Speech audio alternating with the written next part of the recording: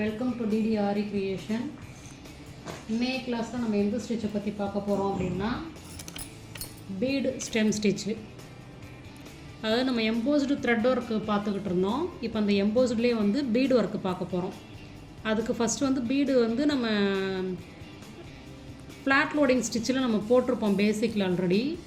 அதையே வந்து இப்போ இங்கே ஸ்டெம் ஸ்டிச்சாக நம்ம ஃபஸ்ட்டு ப்ராக்டிஸ் பண்ணுறோம். ப்ராக்டிஸ் பண்ணதுக்கு அப்புறமேட்டு எம்போஸ்டு ஒர்க் எப்படி அப்படின்றது தான் பார்க்க போகிறோம். ஓகேங்களா? அதுக்கு ஃபஸ்ட் என்ன பண்ண போகிறோம் அப்படின்னா, அந்த நம்ம வந்து பேசிக்கில் வந்து பீடில் வந்து ஸ்டிச்சிங் பண்ணுறதுக்கு த்ரெட்டால் பண்ணணும். ஓகேங்களா? ஃபஸ்ட்டு ஜரி த்ரெட்டால் வந்து எப்படி ஸ்டிச்சிங் பண்ணணும் அப்படின்றத பார்த்தோம். அதுக்கப்புறம் நார்மல் சீவிங் த்ரெட்டில் எப்படி பண்ணணும் அப்படின்றத பார்த்தோம். இப்போ வந்து இந்த அட்வான்ஸில் நம்ம என்ன பண்ண போகிறோம் அப்படின்னா நரம்பு த்ரெட்டை யூஸ் பண்ண போகிறோம். ஓகேங்களா? ப்ளவுஸ் போடுறதுக்குலாம் அந்த நரம்பு த்ரெட்டு தான் யூஸ் பண்ணுவீங்க. ப்ளவுஸ் போடும்போது நார்மல் சீவிங் த்ரெட்டும் யூஸ் பண்ணலாம். ஓகேங்களா? இதில் வந்து நம்ம எப்போதுமே முடிச்சு போடுறதுக்கு நரம்பு த்ரெட்டில் முடிச்சு போட முடியாது. நம்ம த்ரெட்டில் வந்து நார்மலாக கையில் அப்படி ரோல் பண்ணி முடிச்சு போடுவோம். ஆனால் இதில் வந்து எவ்வளோ தான் ரோல் பண்ணி முடிச்சு போட்டாலும் முடிச்சு வராது. அதனால் என்ன பண்ணுறோம் அப்படின்னா, உங்களுக்கு போட்டு காமிக்கிறேன். இந்த நரம்பு த்ரெட்டில் நார்மல் சில்க் த்ரெட்டு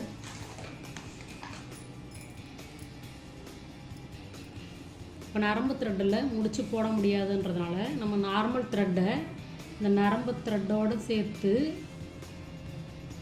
என்ன பண்ணுறோன்னா எப்போதும் நம்ம முடிச்சு போடுற மாதிரியே முடிச்சு போட்டுக்கிறோம். இப்போ இங்கே பாருங்கள், முடிச்சு விழுந்துச்சுங்களா?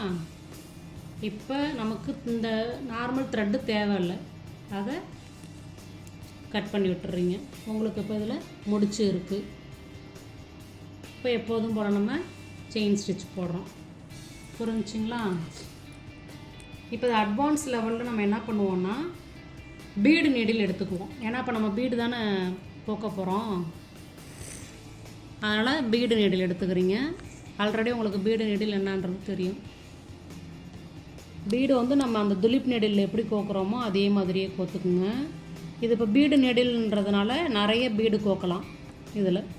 ஓகேங்களா? அட் ஏ டைம்லேயே நிறைய பீடு கோத்துக்கிட்டு லோட் பண்ணி வச்சுக்கிட்டு நம்ம எவ்வளோ தேவையோ அவ்வளோவுக்கு நம்ம ஸ்டிச்சிங் பண்ணிக்குவோம். இந்த ஸ்டெம் ஸ்டிச்சுக்கு 2 கோடு போட்டுக்குங்க. எந்த அளவு உங்களுக்கு வந்து மொத்தம் தேவையோ அந்த அளவு கோடு போட்டுக்கிட்டு, இப்போ நான் சின்ன கோடு தான் போட்டிருக்கேன். ஸ்டெம் ஸ்டிச்சு பேசிக்கில் பார்த்துருக்கோம், ஞாபகம் இருக்குங்களா? த்ரெட்டில் ஃபஸ்ட்டு ஒரு 5 ஸ்டிச்சிங்குள்ளேயே வரும் அந்த ஸ்டெம் ஸ்டிச் ஆனது. பார்க்கலாங்களா? அடியில் இருக்கிற கோட்டிலேருந்து மேலே உள்ள கோட்டுக்கு நம்ம கிராஸாக எடுத்துகிட்டு போகணும். நரம்பு த்ரெட்டு ரொம்ப மெலிசாக தான் இருக்கும். நீங்கள் எத்தனை பீடு எடுத்துக்கிறீங்களோ அதே அளவு பீடு தான் அடுத்ததுலேயும் எடுத்துக்கணும். கிராஸாக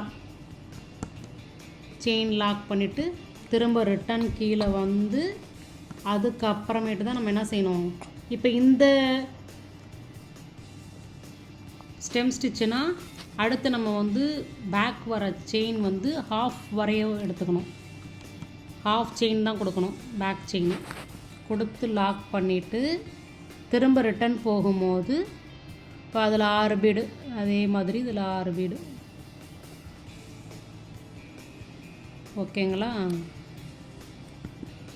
இப்போ லாக் பண்ணிவிட்டு பேக் வரும்போது என்ன ஆகும், ஹாஃப் ஸ்டிச்சு. அதே மாதிரி அடுத்து லோட் பண்ணிக்கிறீங்க.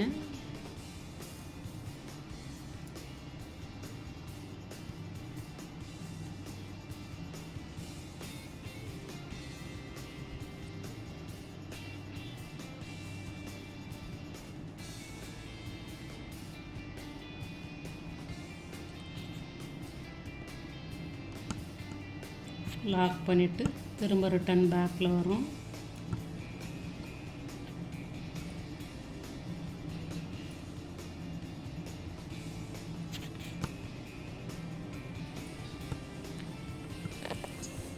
இது ஸ்டெம் ஸ்டிச்சு ஆல்ரெடி நம்ம பேசிக்கில் பார்த்ததே தான் திரும்ப ஒரு தடவை ரீகால் பண்ணிக்கிறோம் போட்டு பார்த்து. ஓகேங்களா?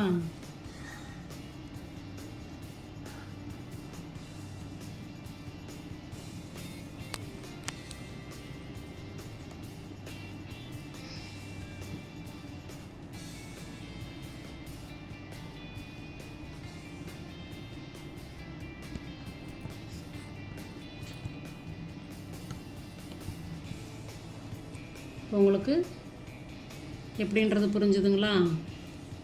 இப்போ இதே வந்துட்டு போட்டிருக்கேன், கட் பீடுலேயும் போட்டிருக்கேன். கட் பீட்லேயுமே வந்து ஸ்டெம் ஸ்டிச் வந்து ப்ராக்டிஸ் பண்ணுறீங்க. ப்ராக்டிஸ் பண்ணிவிட்டு ஃபோட்டோ எடுத்து அனுப்புங்க. ஏதாவது மிஸ்டேக் இருந்ததுன்னா அது எப்படி நம்ம கரெக்ட் பண்ணணும் அப்படின்றத நான் சொல்லித்தரேன். ஓகேங்களா? நன்றி, வணக்கம்.